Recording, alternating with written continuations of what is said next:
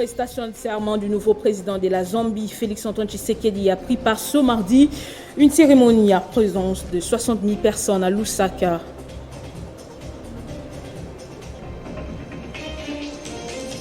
L'enseignement primaire, secondaire et technique, les élèves n'auront qu'un mois de congé. L'année en cours se clôture le 7 septembre et la reprise est fixée au 4 octobre 2021. Décès d'Hissène Sabré, pas de funérailles au pays. Les autorités tchadiennes ont tout de même accepté le rapatriement du corps de cet ancien président de la République. Nouveau journal sur Télé 50, bienvenue à tous. Le président Félix-Antoine Tshisekedi a assisté mardi à l'investiture de son homologue de la Zambie en présence de plus de 60 000 personnes réunies au stade des héros nationaux de Lusaka, dont 7 chefs d'État de la SADC. Le nouveau président de la République de Zambie, Chilema, vainqueur de l'élection présidentielle du 12 août dernier, a prêté serment. Dans une cérémonie empreinte d'une ambiance festive, Hakainde Hichilema, président élu, et Madame Mutale Nalumago ont simultanément prêté serment en jurant fidélité, loyauté et respect à la loi suprême du pays. Le nouveau président zambien a reçu des mains du président de la Cour constitutionnelle les emblèmes du pays à la totale satisfaction de ses compatriotes. Pour la toute première fois, le 7e président de la République élu de la Zambie a eu droit à 21 coups de canon. S'en sont suivis les honneurs militaires et passage des troupes en revue en qualité du commandant suprême des forces armées et de la police zambienne.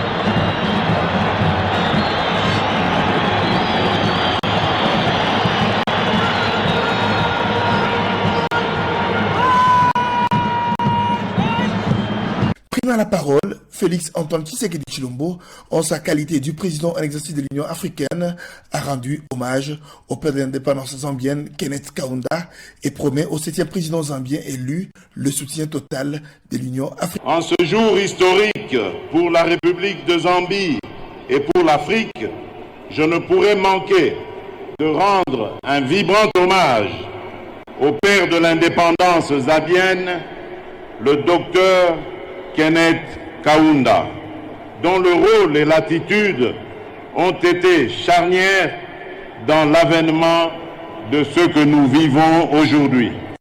De manière très cordiale, Excellence Hakainde Hichilema, chers frères, je vous adresse mes vives et chaleureuses félicitations pour votre brillante élection à la tête de la République de Zambie. Conscient des défis qui sont les vôtres dès aujourd'hui, je vous souhaite un fructueux mandat et vous assure de l'accompagnement de l'Union africaine conformément à ses missions et à ses compétences. Hakainde Hichilema, homme d'affaires autodidacte, a été élu avec 2,8 millions de voix au terme de l'élection présidentielle de 2021, dont les résultats ont été rendus publics par la Commission électorale nationale le 16 août 2021. Et pendant ce temps, au pays, la Commission défense et sécurité de l'Assemblée nationale a poursuivi la série des auditions des ministres dans le cadre de l'évaluation de l'état de siège décrété dans les provinces du Nord Kivu et de l'Ituri. Et ce mardi, c'est le ministre des Finances qui a fait l'état de décaissement des fonds pour bien mener ces opérations. À l'Assemblée nationale, la Commission défense et sécurité a évalué les aspects financiers de l'état des sièges. La Commission défense et sécurité a auditionné ce mardi 24 août 2021 le ministre des Finances dans le cadre de l'évaluation à mi-parcours de l'état des sièges dans les provinces de l'Ituri et du Nord Kivu. Face aux élus nationaux, Nicolas Kazadi devrait s'expliquer sur l'affectation des fonds alloués aux opérations militaires dans les provinces sous état des sièges. Au sorti de l'audience, le ministre Kazadi a dit être venu expliquer aux élus nationaux comment a fonctionné la chaîne des dépenses publiques, notamment autour du décaissement des fonds devant soutenir l'effort des guerres des militaires engagés au front en vue de rétablir la paix et la sécurité dans les provinces sous état de siège. Nous avons fourni quelques éclaircissements souhaités par la Commission en ce qui concerne le décaissement des différents montants qui ont soutenu l'état de siège et plus généralement nous avons donné des éléments de réponse aux préoccupations des députés sur tout ce qui concerne la manière dont nous gérons la chaîne de la dépense en ce qui concerne le secteur de sécurité. Pour Bertin Moubonzi, après le ministre des Finances, ça sera celui du budget, ce qui permettra à la Commission de se faire une idée assez claire sur les fonds alloués à l'état des sièges. Maintenant, pratiquement l'aspect financier de l'état de siège qui est en train d'être évalué à ce stade. Et ça va nous permettre d'avoir une idée assez claire sur le fonds alloué à l'état de siège, la chaîne de dépenses, comment tout cela a été géré pour l'efficacité au fait des opérations à l'est de la République. Pour le président de cette commission, c'est une question de méthodologie de travail pour permettre à la commission de recueillir les données qui vont contribuer à la manière de mener l'évaluation et de produire à terme les rapports sur l'état des sièges à soumettre à la délibération de la plénière de l'Assemblée nationale. Le Premier ministre Sama Lukonde est de retour à Kinshasa après sa mission effectuée dans les provinces de l'Ituri et du Nord Kivu pour évaluer la mesure spéciale de l'état de siège instaurée dans les deux provinces. Avant de quitter Béni, où il est arrivé lundi, le chef du gouvernement a noté quelques avancées. La visite de Béni s'est inscrite dans celle que nous avons commencée dans la province de l'Ituri sur la demande de son Excellence Monsieur le Président de la République pour une évaluation de l'opération militaire de l'état de siège. Bien sûr, pendant que nous avons été ici, nous avons eu l'occasion de nous rendre à Oicha, qui est un endroit qui n'a plus reçu la visite des autorités, ça faisait déjà un bon moment, à cause de l'insécurité. Ça nous montre déjà qu'il y a un travail qui se fait et qu'il y a des avancées sur le terrain, mais ce sont des avancées à maintenir.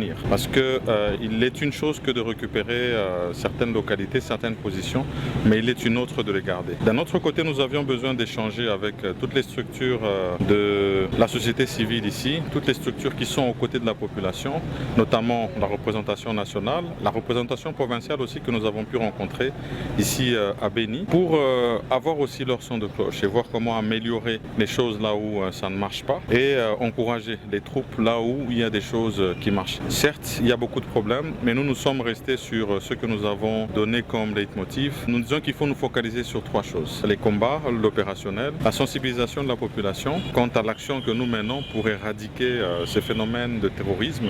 Et puis finalement, nous comprenons qu'il y aura des rendus et que le programme DDRCS doit très vite se mettre en place pour prendre en charge toutes ces personnes qui acceptent de déposer des armes et qui veulent revenir à la vie sociale de sorte que nous puissions les prendre en charge. Pour le reste, nous nous sommes aussi rendu compte qu'il y a beaucoup de problèmes d'ordre d'infrastructure routière parce que c'est sécuritaire, mais aussi parce que nous avons des destructions lorsqu'il y a des combats, des écoles, des centres de santé, ce qui réduit l'accès à la santé et à l'enseignement, alors que ça fait partie de nos priorités. Là-dessus, nous avons demandé aussi que les réhabilitations se fassent assez. Pollution des rivières Chikapa et Kasaï, la vice-première ministre de l'Environnement, Eve Bazaïba, était devant les élus nationaux, membres de la commission environnement, pour éclairer à ce sujet. La ministre a sollicité une grâce de quelques jours avant de venir répondre aux questions des députés nationaux.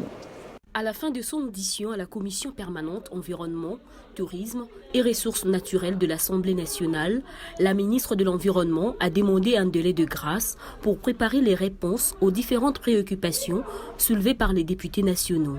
Ce, à l'issue de la mission humanitaire composée des ministres sectoriels que Eve Bazaïba devra conduire d'abord à Chikapa, dans la province du Kasaï, cette semaine, afin de s'enquérir de la situation de la pollution des rivières Chikapa et Kasaï par une société minière située en Angola. Et puis à Luanda, en Angola, où la délégation congolaise va rencontrer les autorités de ce pays voisin et trouver une piste de solution. C'est quand même un scandale. Ne pas remédier à cela, ce n'est pas aimer le pays. Donc nous avons pris cette mesure, évidemment il y aura des mesures d'encadrement. S'il y a d'autres questions de détail, nous répondrons. Entre-temps, les populations locales seraient exposées aux maladies suite à la consommation de poissons morts de ces rivières injectés sur le marché par les vendeurs clandestins. Rappelons que c'est depuis plusieurs jours que les autorités congolaises ont été alertées sur la pollution de ces rivières. Et puis à l'enseignement primaire, secondaire et technique, le calendrier des activités est réaménagé en raison des perturbations causées par la Covid-19. L'année scolaire se clôture les 7 septembre et la reprise est prévue pour les 4 octobre de 2021. Du moins, les élèves n'auront qu'un mois de congé pratiquement. La déclaration du secrétaire général de l'EPST ce mardi. Le vice-premier ministre et ministre de l'Intérieur, Daniel Asselo, a échangé avec le coordonnateur du programme des désarmements pour une prise en charge des militaires pris en otage pendant la guerre. L'objectif est d'ordre sécuritaire, plus particulièrement les désarmements et la réinsertion des militaires dans la vie civile.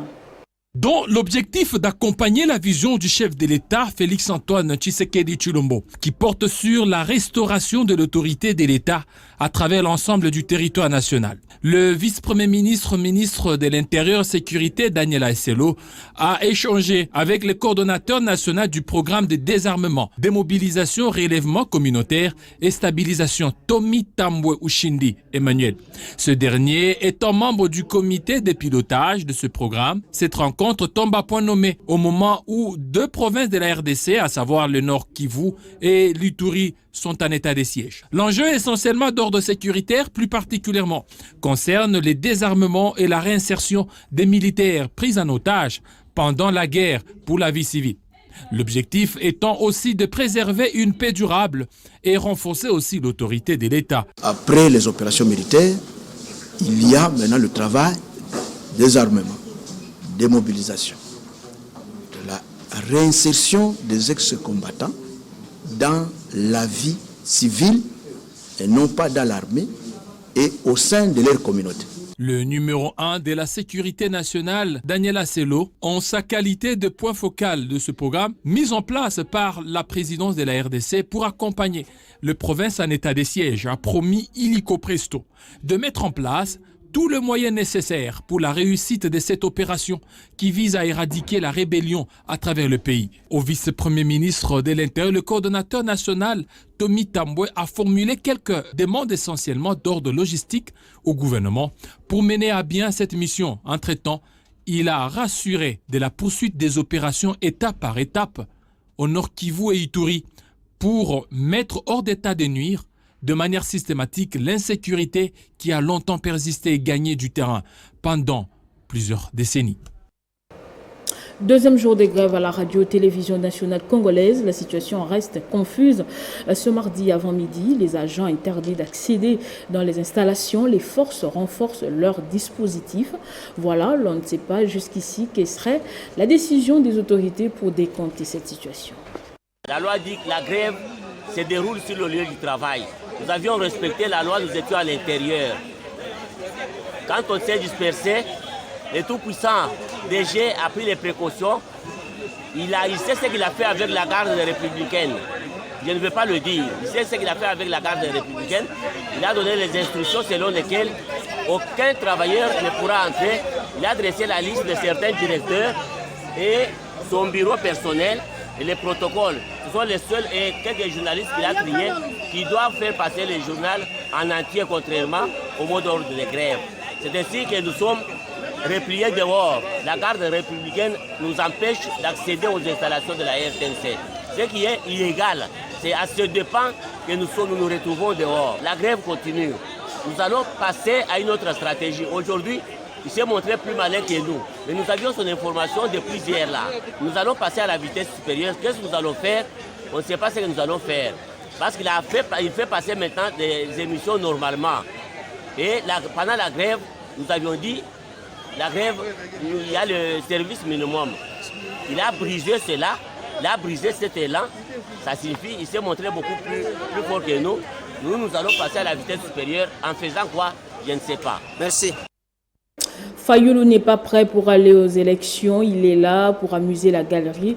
Nous nous préparons pour aller aux élections. Déclaration du secrétaire général de l'UDPS, Augustin Kabouya, sur Top Congo FM en réaction au communiqué de la coalition Lamuka qui projette une marche le 15 septembre pour dire non au glissement. Pour le secrétaire général du parti au pouvoir, il s'agit d'une simple agitation. Direction le Tchad, les autorités ont décidé de rapatrier le corps de l'ancien président Hissène Habré, décédé à Dakar, au Sénégal, des suites de Covid-19. Hissène Habré est mort en prison au Sénégal, où il purgeait sa peine après sa condamnation en 2016 par les chambres africaines extraordinaires pour crimes de guerre et crimes contre l'humanité.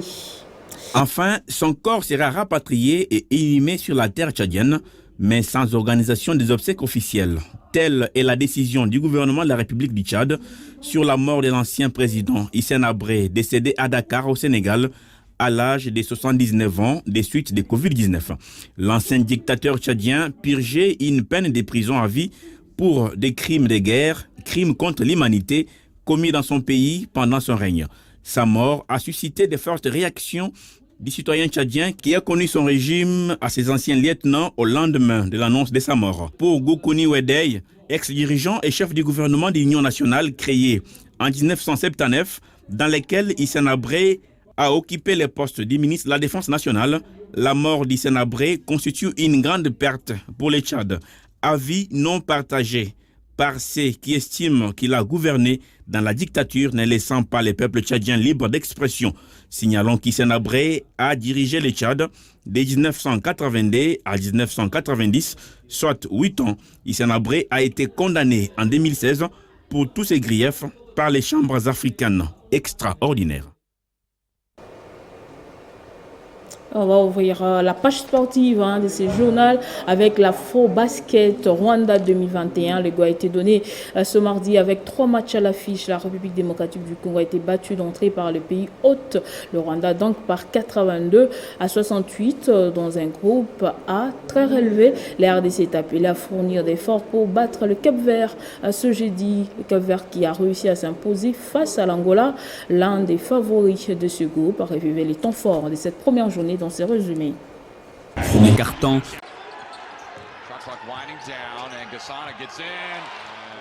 Les léopards de la RDC ont trébuché d'entrée face aux Amavubi, alors que le Rwanda était un adversaire prenable avant la lettre. Les fauves congolais, qui avaient bien entamé ce match, vont vite baisser pavillon et céder déjà au premier carton, soldé sur le score de 24-15. Au deuxième carton, les poulains de Mathias Ekoff vont se relever et réussiront à imposer un nul de 19-19 au Rwanda et iront à la pause avec un écart de 9 points seulement dans l'idée de faire mieux au retour des vestiaires. Au troisième carton, les Congolais vont reprendre le contrôle total du match. Les Amavubi, un peu muselés, vont perdre 14-21, ce qui va ramener l'écart à 2 points. Maladroits dans les derniers gestes, les fauves congolais vont se démarquer par la perte des balles, malgré la distinction de Maxi Chamba qui a réussi 4 passes décisives, 4 interceptions, 3 rebonds et 22 points. Le Rwanda va ainsi profiter de la faiblesse de la RDC pour créer la différence au 4e et dernier carton, soldé sur le score de 25-14. Le Rwandais William Robens termine meilleur marqueur de la rencontre avec 23 points, 9 rebonds, 9 passes décisives, 4 interceptions, 2 contres. Dans ce groupe A, le Cap-Vert a créé la sensation en battant l'Angola 77-71 dans un match amplement disputé. Dans le groupe B, l'Égypte s'est débarrassée de la RCA 72-56, la Tunisie championne d'Afrique s'est disposée de la Guinée 82-46. Et on va écouter à présent les réactions des capitaines de 2 sélections en conférence de presse d'après-match. Tout d'abord, merci d'abord. Mike, on était ensemble. Ouais. Après, il avait eu un petit souci. C'est pour cela qu'il est parti. Je sais que s'il était là, il est parmi les pions de l'équipe. Il n'y avait plus notre meneur qui peut m'aider au terrain. Bon. Et à la fin, on a débrouillé ensemble avec mes coéquipiers. Voilà. Okay. Non, rien du tout. C'est le basket. Ça fait longtemps aussi on a joué avec tout un public comme ça. Ça fait partie du jeu. Ça n'a pas un problème. Je trouve que c'est normal jouer un match avec le stade plein. Je trouve ça normal.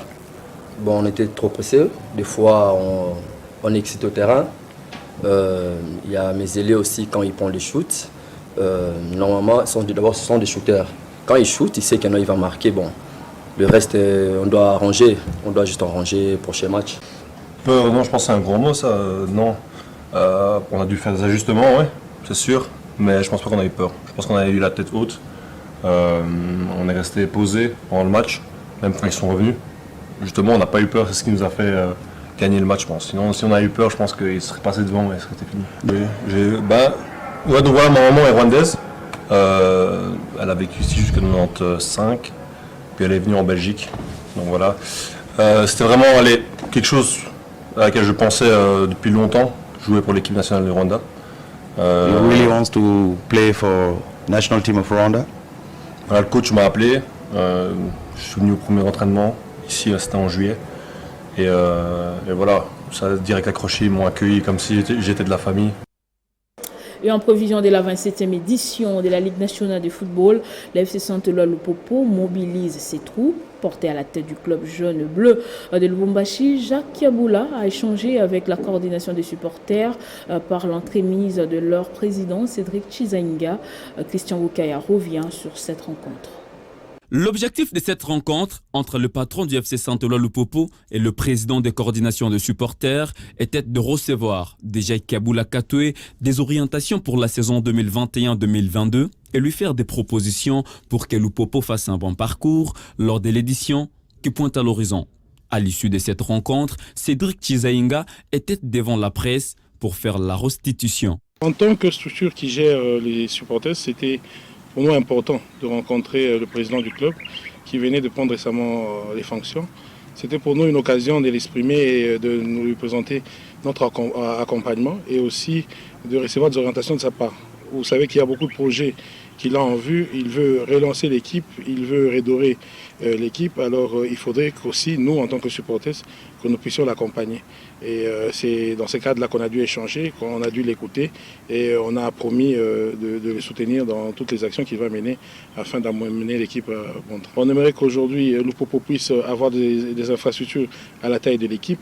Donc ce sont les mêmes attentes et c'est dans ce sens-là que le président voit aussi les choses. Donc nous allons tous regarder dans la même direction afin qu'il puisse y arriver. Nous avons besoin que les fanatiques puissent se ranger derrière le nouveau comité, puissent se ranger derrière le président et puissent y croire. Il est temps d'y croire parce que nous y croyons, nous voyons, nous pouvons voir juste un mois qu'il a à la tête. Nous n'avons pu voir le recrutement, nous voyons tout ce qui est en train de venir. Je pense qu'il est temps d'y croire et il est temps de l'encourager. Le FC Saint-Éloi Lupopo, qui a renforcé tous ses compartiments lors de ce mercato, s'est dit prêt pour la bataille et surtout déterminé à finir au peloton du classement de la saison 2021-2022. Et ce journal est terminé, place au rappel des titres. Prestation de serment du nouveau président de la Zambie, Félix-Antoine Tshisekedi, a pris part ce mardi une cérémonie en présence des 60 000 personnes à Lusaka. En l'enseignement primaire, secondaire et technique, les élèves n'auront qu'un mois de congé. L'année en cours se clôture le 7 septembre et la reprise est fixée au 4 octobre 2021. Décès d'Hissène n'abré pas de funérailles au pays. Les autorités tchadiennes ont tout de même accepté le rapatriement du corps de cet ancien président de la République. Ne nous quittez pas tout de suite, c'est la revue de presse.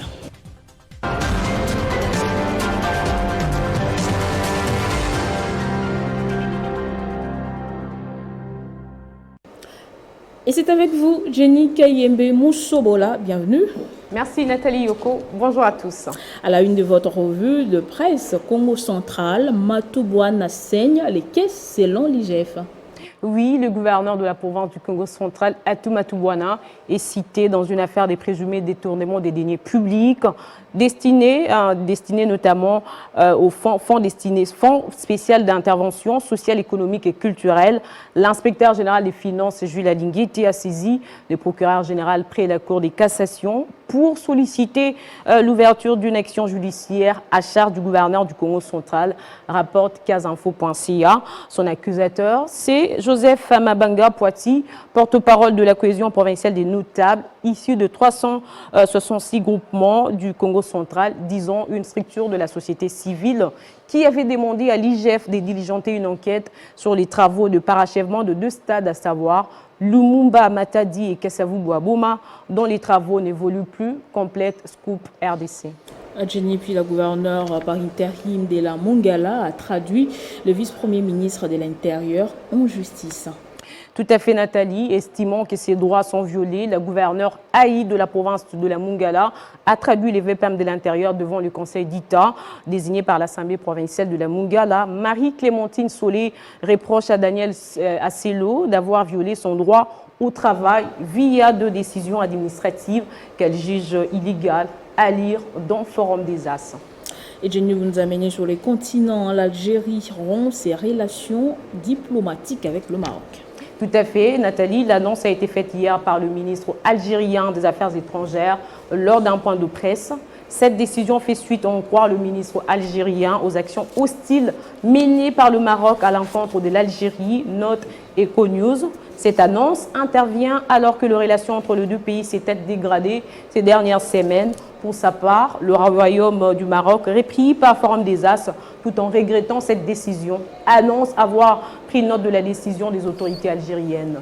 Merci Jenny pour tous ces détails. Merci à vous autant, Nathalie.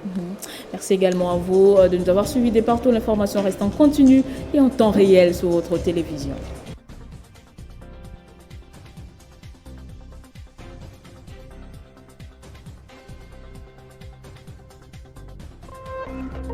Téléchargez les infos Télé 50 sur www.télé50.cd.